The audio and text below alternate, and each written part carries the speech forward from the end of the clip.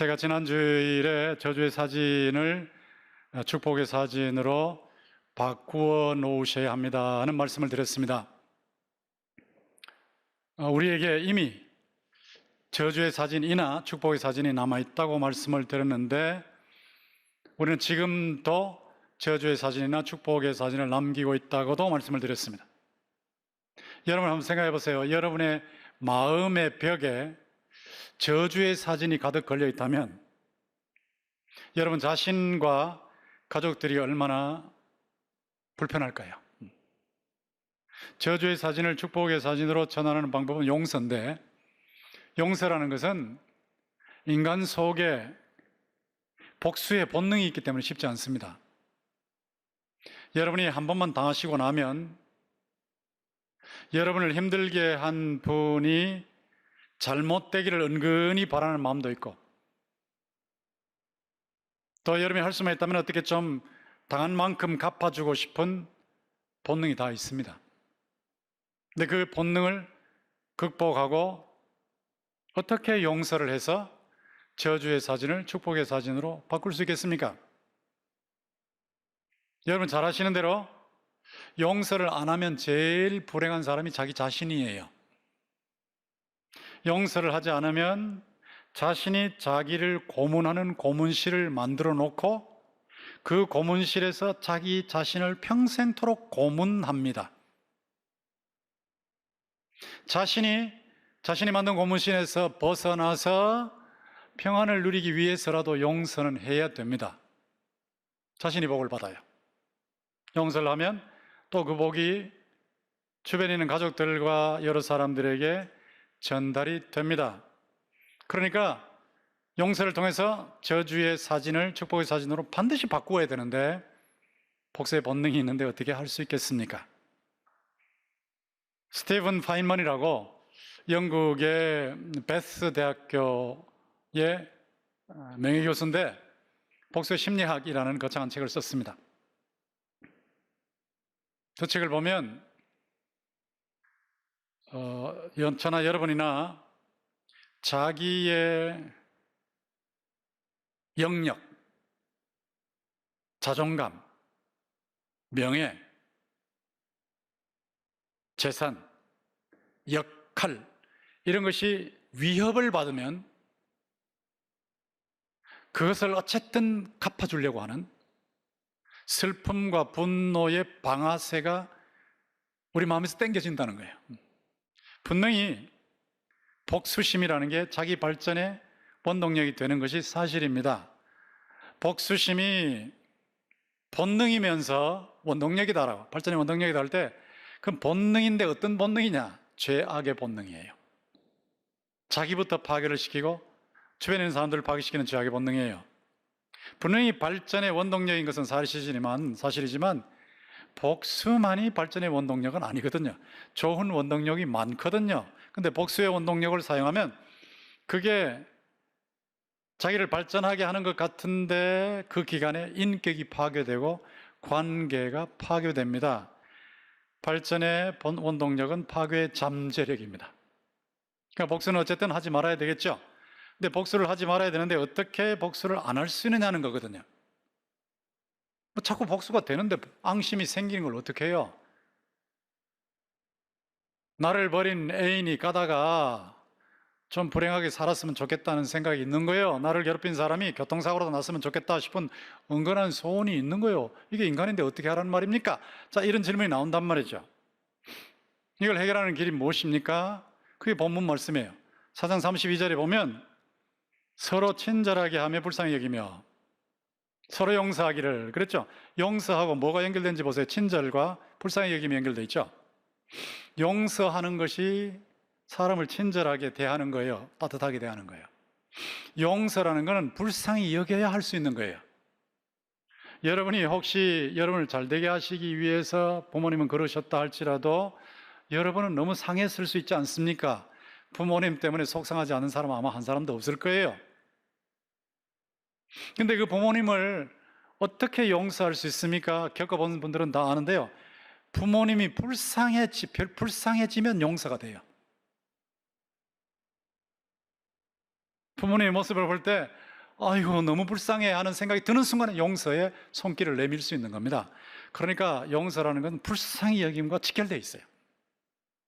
친절과도 직결되어 있고. 근데 이걸 어떻게 할 수 있느냐 할 때 하나님이 그리스도 안에서 너희를 용서하심 같이 하라 그랬죠. 하나님께서 예수 그리스도 안에서, 예수 그리스도를 통해서 우리를 용서하셨다는 거거든요. 하나님이 우리를 용서하셨으니까 그 용서의 은혜를 우리가 받고 있다는 거예요. 또 받았다는 거예요. 그걸 남들에게 나눠주라는 거예요. 그럼 우리도 용서할 수 있죠. 근데 하나님께서 우리를 어떻게 용서하셨는가 그럴 때 두 단계인데 칭의와 성화가 있어요. 칭의는 우리의 과거, 현재, 미래의 모든 죄를 다 용서해 주시고 우리를 의롭다고 천국 법정에서 이 선언하시는 거예요. 선언 땡땡땡 하나님께서 선언하시는 거예요. 이건 법정의 개념이에요. 법정의 선언이에요. 하나님께서 죄가 많은 우리를 놓고 어떻게 죄 용서 다 해주시고 의롭다고 선언을 하시는가? 예수 그리스도 때문에. 예수 그리스도 때문에 이 땅에 오셔서 우리를 위해서 삶을 통해서 의를 세우셨어요. 완벽한 의를 세우셨어요. 예수 그리스도께서 우리의 죄 때문에 십자가에서 피 흘리셔서 죄 값을 처리하셨어요. 예수 때문에, 우리가 예수를 믿는 순간에, 예수 때문에 하나님께서 우리가 예수를 믿는 순간에 우리를 보시는 것이 아니고 우리를 보실 때 예수님을 보세요. 예수님을 보시고 예수님께서 우리 죄를 처리하셨기 때문에 우리의 모든 죄를 용서하시는 거고, 예수께서 우리를 위해서 의를 완전히 이루셨기 때문에 의롭다고 선언하시는 거예요. 예수님이 대속의 죽음을 당하신 것, 죄 문제 처리하신 게 우리한테 넘어오는 겁니다. 예수님께서 우리를 위해서 의를 이루시는 것이 우리에게 넘어오는 거예요. 이걸 전가라고 그래요. 따라하세요. 전가. 넘어왔단 말이에요. 우리는 한 게 없어요. 우리는 죄 용서받을 만한 일 한 게 없어요. 의로운 일을 한 적이 없어요. 그리고 죄가 너무 많아요. 그런데도 예수님이 하신 것이 여러분에게 넘어간단 말이에요. 넘어간다. 이게 전가예요. 전가. 여러분이 예금을 안 해놨는데 부모님께서 예금하신 것이 여러분에게 그냥 넘어가 버리는 거예요. 넘어가 버리는 거. 계좌로 이체가 돼버려요. 이체. 예수님이 죄 문제 처리하신 것이 여러분의 계좌로 이체가 돼버렸어요. 예수님께서 의를 이루신 그 의가 여러분의 계좌로 넘어가 버렸어요. 그러니까 하나님께서 법정에서 보실 때, 천국 법정에서 보실 때는 예수님을 보신단 말이에요. 예수님을 보셔서 여러분의 모든 과거, 현재 모든 죄를 삭제, 용서해 주시고 여러분을 의롭다고 이렇게 때려주시는 거예요. 고태를 때려주시고 여러분을 사망에서 생명으로, 지옥에서 천국으로, 영멸에서 영생으로 옮겨 놓으시는 겁니다. 그리고 하나님의 자녀로 입양을 해버렸어요. 입양. 이게 칭의예요. 칭의. 의롭다고 칭한다는 뜻이. 법정 선언이에요. 이거는 무조건이에요. 무조건. 우리가 잘한 게 하나도 없거든요. 다 하나님의 은혜잖아요. 자기 없는데 주셨으니까 하나님의 은혜고, 우리는 그냥 믿음으로 받았을 뿐이고 우리가 잘한 건 하나도 없어요. 그러나 이것은 무조건적인 은혜예요. 무조건적인 은혜. 누구 때문에? 예수 그리스도 때문에. 예수 그리스도 때문에 여러분과 제가 하나님의 무조건적인 은혜를 칭의로 받은 줄 믿습니다. 이 칭의에 무조건적인 용서가 들어있어요. 여기 조건이 하나도 없어요. 그냥 무조건이에요. 무조건. 너 좀 착하게 살아. 없어요. 하나도 없어요. 너 죄 말이야 옛날부터 지금까지 이거 전부 다 청산해. 없어요. 하나도. 예수께서 다 청산하셨으니까. 예수께서 전부 의를 이루셨으니까 그냥 넘겨주시는 거예요. 그거를 우리한테 넘겨주셔서 죄 없다, 의롭다 이렇게 하시는 거예요. 이게 이제 칭의인데 다시 기억하셔야 됩니다. 법정, 천국 법정에서 이루어진 거예요. 법정. 그런데 이걸로 끝나는 게 아니에요. 그 다음부터는 성화가 이루어져요. 의롭다가 칭의라면 의롭게가 성화입니다. 성화. 의롭게 되어 가고 있다고요. 여러분과 제가 지금 의롭게 되어 가고 있어요. 우리 속에 죄가 있는데 죄가 하나씩 처리되어 가고 있다고요. 예수님을 점점 닮아가고 있다고요. 천국 법정에서는 이미 의롭다고 선언이 나서 천국 백성이 됐고, 천국에 여러분의 천국 호적에 여러분이 이미 들어갔고, 천국 생명에 생명책에 여러분 이름이 기록되어 있는데 그건 절대로 삭제되지 않아요. 여러분이 어떻게 살아도 그건 삭제되지 않아요. 천국 호적에서 이름을 파내는 일이 없다고요. 예수님께서 말씀하시기를 내게로 오는 자를 내가 결코 내어 쫓지 않는다 그러셨어요. 바울 사도도 그리스도 예수 안에 있는 자에게는 결코 정죄함이 없다 그랬어요. 내가 확신하노니 사망이나 생명이나 천사들이나 권세자들이나 현재일이나 장래일이나 능력이나 높음이나 기쁨이나 다른 어떤 피조물이라도 우리 주 그리스도 예수 안에 있는 하나님의 사랑에서 끊을 수 없으리라. 분명히 말씀하셨어요. 우리가 어떻게 하든 하나님의 사랑에 생명책에서 끊어지지 않아요. 호적에서 파내는 법이 없어요. 자식이 잘못했다고 자식을 호적에서 파내는 정상적인 부분은 없어요. 칭의 면에서는 완벽한 거고 무조건적이에요. 그런데 거룩하게 되어져 가는 성화가 되어가는 과정에서는 용서가 조건적이라는 말이죠. 쉽게 이해를 하도록 제가 입양의 예를 들었는데, 칭의의 결과 입양이 되는데, 입양한 아이 아주 막 덕지 때가 묻어 있는데, 때가 묻어 있는데 그 아이를 내 아들로 입양하고 내 딸로 입양했어요. 때는 그대로 있어요. 때는 그대로 있는데 법적으로는 내 아들이에요. 법적으로 내 딸이에요. 입양이 됐어요. 그러면 아들, 딸로 입양했으면 그 다음 작업이 뭡니까? 덕지 묻은 때를 씻는 거예요. 씻어내야죠. 덕지 때가 묻었는데도 내 아들이나 딸로 입양해 준 것이 칭의의 결과고, 덕지 묻은 때를 씻어내는 과정이 성화란 말이죠. 과정. 저와 여러분은 지금 칭의를 받고 성화의 과정 중에 있는 거예요. 과정 중에. 이 성화의 과정 중에서는 때가 있으면 씻어야죠. 때가 있으면 씻어내야 된다고. 씻어내야 깨끗해지죠. 깨끗함의 조건은 깨끗함의 조건은 씻어냄이에요. 씻어내야죠. 깨끗해지죠. 그러니까 성화에서의 용서는 조건이 붙어요. 조건. 씻어내는 조건이 있어야 돼요. 씻어내는 조건. 이 씻어내는 것이 뭐냐라고 할 때 이게 회개와 용서라는 겁니다. 회개와 용서. 우리가 잘못했을 때 회개를 해야 된다는 거예요. 요한 1서 1장 9절에 잘 나와 있죠. 같이 읽어봅시다. 시작. 만일 우리가 죄를 자백하면 그는 미쁘시고 의로우사 우리 죄를 사하시며 우리를 모든 불의에서 깨끗하게 하실 것이요. 자, 분명히 고백하면 어찌 고백. 저거는 칭의의 관점이 아니에요. 오해하지 마세요. 칭의의 관점이 아니고 성화의 관점이에요. 성화의 관점. 박옥수 이단에서는 우리가 죄 용서 다 받는데 무슨 또 기도하면서 엉엉 울고 말이 회개하고 하느냐? 그거 잘못됐다. 그러니까 기쁨이 없지. 그거 잘못된 교회야. 우리 쪽으로 와라. 그러면 기쁨이 넘칠 거라. 그런데 그거 틀렸어요.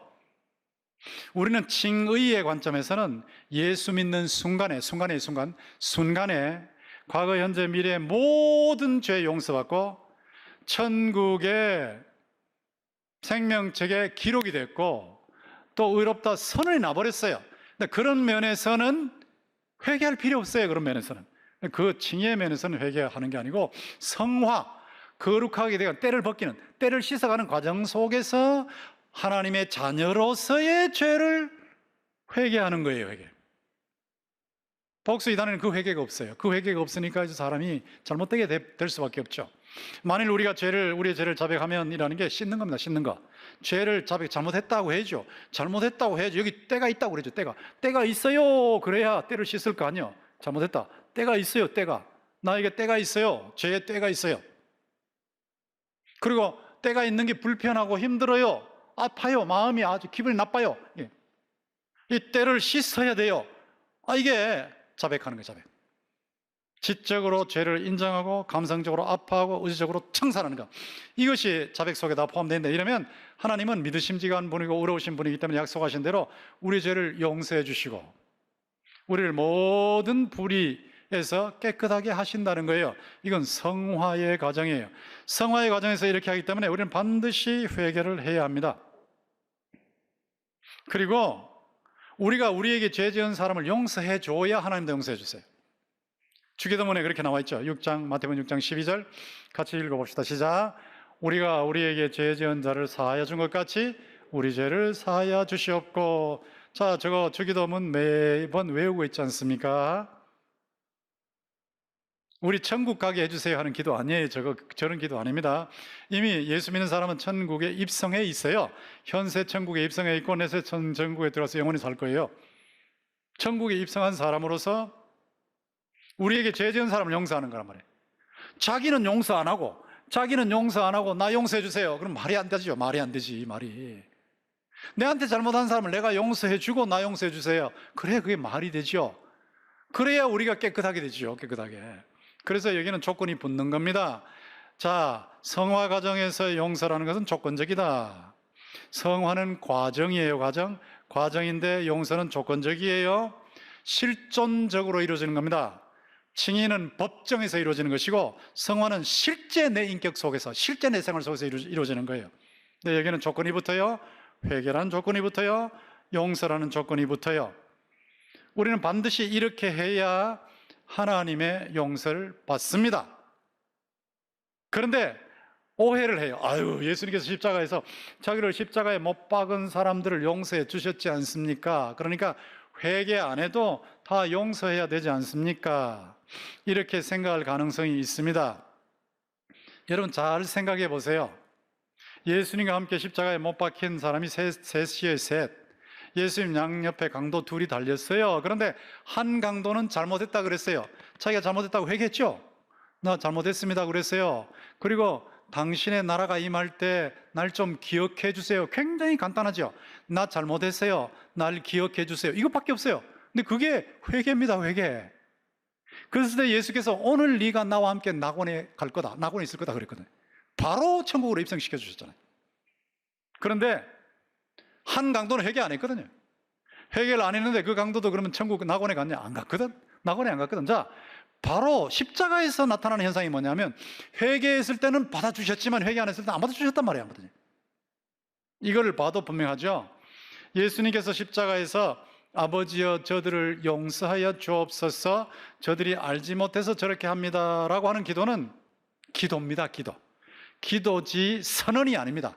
용서의 기도이지 용서의 선언이 아닙니다. 용서는 회개할 때 하시는 것이니까 그건 언제 하셨냐? 오순절 때 베드로가 설교했는데 뭐라고 설교했어요? 당신들이 십자가에 못 박은 그 예수가 하나님이 세우신 구원자 메시아입니다. 자, 이러니까 사람들이 막 찔렸잖아요. 마음에 찔려서 형제들아 어찌할꼬 우리가 어떻게 하면 사냐? 그러니까 베드로가 회개하세요, 예수를 영접하세요 그러지 않았습니까? 그때 그들이 천국 백성으로 받아들여진 것이거든요. 그러니까 십자가의 무조건 용서라는 것은 무조건 용서가 아닙니다. 회개라는 게 전제되어 있습니다. 그리고 지옥이 있다는 것은 회개하지 않는 사람들이 지옥 간다는 것. 끝까지 회개하지 않고 끝까지 예수 안 믿으면 지옥 가거든요. 그렇기 때문에 회개 안 해도 다 용서해 주신다. 이건 틀렸습니다. 만약에 회개 안 해도 다 용서해 주신다면 지옥이 없죠. 다 용서해 주시는데 무슨 지옥이 필요해요? 끝까지 회개 안 하고 끝까지 예수님을 영접하지 않으면 지옥 가거든요. 자, 이 부분을 놓고 잘못했는데도 뭐 괜찮아, 회개만 하면 끝나지 뭐, 용서받으면 끝나지 뭐 이래 되면 정의가 없어져요. 정의가. 다음에 제가 정의에 대해 설교하겠지만 정의가 없어져요. 하나님은 정의의 하나님이에요. 사랑으로 용서하시지만 또 정의는 정의들을 세우시는 하나님이시거든요.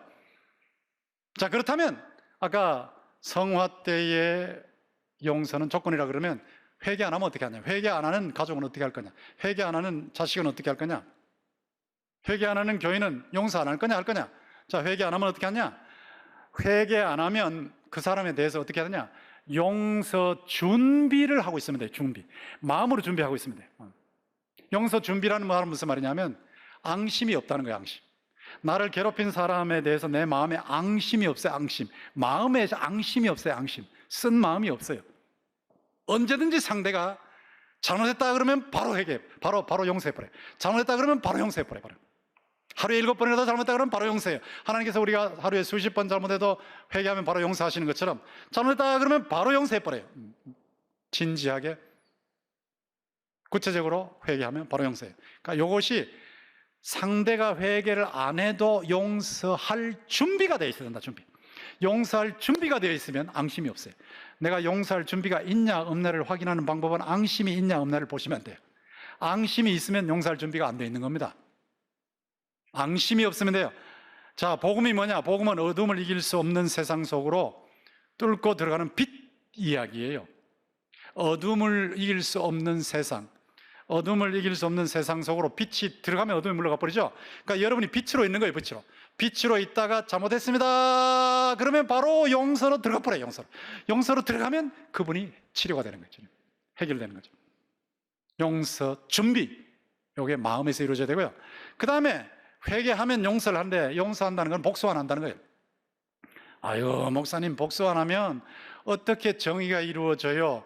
기업에서 손해를 많이 받는데 복수 안 하면 어떻게 됩니까? 예, 그 복수는 하나님께 맡기면 돼요. 하나님께 맡기면 하나님이 어떻게 복수하시느냐? 하나님이 복수하시는 것이 법으로 하세요. 법으로. 법도 하나님이 창조하신 인간이 만든 거예요. 법으로 복수하세요. 법으로 정의를 세우신다고요. 내 손에 이걸 복수를 들고 있으면요, 내 감정이 들어가 버려요. 내 감정이 들어가 버려. 상대가 나를 한 방 때렸으면 난 두 방, 세 방 때려버려요. 그러니까 정의가 시행이 안 돼요. 그러니까 내한테 잘못한 사람을 용서할 땐 복수하지 말라는 말은 뭐냐면, 이걸 내 손에 두지 말라는 거예요. 복수를 내 손에 두지 말고 하나님께 맡겨버려. 하나님께 맡기면 하나님의 자연은총의 질서 속에 법으로 넘어가 버려요. 법으로 넘어가면 법적으로 처벌받게 해버리면 되지. 법적으로. 내가 손 대지 않는단 말이에요. 법적으로 처벌하는데 거기 내 감정이 안 들어가요. 감정이 안 들어가. 내 마음은 앙심이 없어요. 앙심이. 그러나 정의는 정의대로 살아나요. 그리고 하나님께서 부분적으로 심판하시다가 마지막에 최후 심판대에서 때려버리신다. 그러니까 억울한 일이 영원히 남아있지는 않습니다. 하나님께서 원수 갚는 것이 내게 있으니 내가 갚으리라고 말씀하시는데, 이 말씀대로 반드시 일하십니다. 여러분이 손을 안 댈 뿐이에요. 여러분은 손 안 대고 바로 축복 기도하고 그 사람을 사랑하고 그러고 있어요. 그런데 하나님이 손을 댔어요. 하나님이 손을 대신데 여러분이 어느 순간에 보면 저 집이 망했네 이래. 저 집이 망했네 이래 되거든요. 하나님 손 대신 거예요. 손 대신 거예요. 여러분 손 대실 필요 없어요. 하나님이 손 대세요. 반드시 내가 갚으리라. 하나님께서 완벽한 정의를 시행하실 줄 믿습니다. 하나님은 감정을 개입하시지 않습니다. 한 방을 때렸는데 두 방을 치지 않습니다. 하나님은 정확한 정의를 시행하시는 분이니까 하나님께 맡겨놓으라. 내 손으로 다루지 말고 객관적으로 이루어지게 하라. 또 하나님이 처리하시게 하라. 이런 겁니다. 그러면서 내가 할 일은 용서하면 돼요. 용서. 상대가 회개하면 바로 용서합니다. 예, 괜찮아요. 용서합니다. 이렇게 하면 됩니다. 용서만 하면 저주가 축복으로 바뀌는 거예요. 여러분이 여러분에게 남겨져 있는 사진 중에 저주의 사진을 축복으로 바꾸는 방법은 용서하는 겁니다. 용서할 마음을 갖는 겁니다. 불쌍히 여기는 겁니다. 그 순간에 과거의 저주가 축복으로 보이기 시작해요. 그 아픔이 남을 동정하고 이해하고 포용하는 사람으로 바꿔놓았구나 하는 것을 느끼게 되는 거예요. 저주가 축복으로 바뀌는 순간이죠. 용서하시면 됩니다. 여러분은 용서할 마음을 가지시면 되고 용서를 선언하시면 돼요. 그러면 저주가 축복으로 바뀌는데, 이게 바뀔 때 관계가 회복되고 축복이 회복되는데 당장 회복되는 건 아닙니다. 아까도 말씀드렸지만 돈을 훔쳐간 사람을 용서해 줬다고 해서 그 사람을 믿을 수 있는 건 아니거든요. 돈 훔쳐간 사람을 그 다음에 믿어가지고 그 사람한테 재산 맡기겠습니까? 그 사람에게 사업 자금을 넘기겠습니까? 절대로 넘기지 않습니다. 언제까지? 그 사람이 행동하는 것을 보니까 정말로 10원 한 장 손해를 끼치지 않겠더라는 것을 확인하는 순간까지 맡기지 않습니다. 정확하게 이해하십시오. 용서하는 것과 신뢰 회복은 다릅니다. 신뢰 회복은 시간이 필요합니다. 시간. 용서는 순간으로 하지만 신뢰 회복되는 상당한 시간이 걸립니다. 상당한 시간이 걸려서 신뢰가 회복되기 때문에 사과하고 회개할 때는 시간을 잡으셔야 돼요. 저 사람이 나를 당장 믿을 거다 생각하시면 안 돼요. 나와 관계가 당장 좋아질 건 no. 관계가 좋아지는 쪽에 문이 열렸을 뿐이죠. 축복의 문이 열렸을 뿐이지 그것이 완성되는 데는 상당한 기간이 있는 거예요. 상당히. 그래서 평소에 살 때 남이 믿을 수 있는 사람으로 살아야 돼요. 남을 해치면 안 돼요.